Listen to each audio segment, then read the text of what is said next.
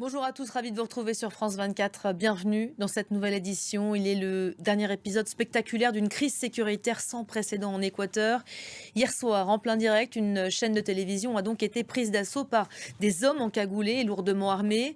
Une prise d'otage de quelques minutes, stoppée net par les forces de l'ordre et visiblement sans effusion de sang. L'événement s'inscrit dans un contexte particulièrement tendu.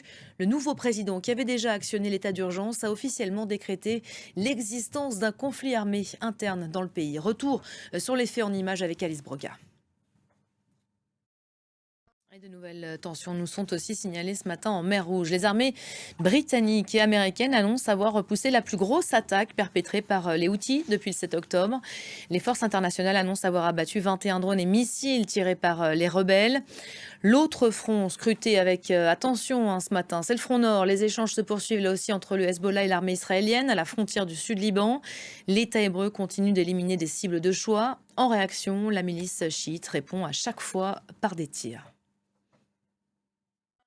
Et l'armée israélienne qui continue, je vous le disais, d'éliminer à l'étranger des cibles de choix. Lundi, c'est une figure centrale du Hamas en Syrie qui a été tuée à Beijing, près du Golan syrien.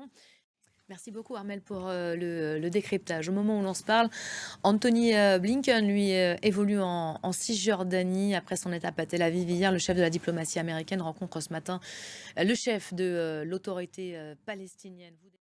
Et politique française à présent, les tractations ont commencé ce matin en vue de former un nouveau gouvernement, celui de Gabriel Attal. Voilà, c'est la fin de ce journal. Merci à vous de l'avoir suivi. Restez à nos côtés. D'autres infos à suivre tout de suite sur France 24 et sur notre site internet www.france24.com. À tout à l'heure.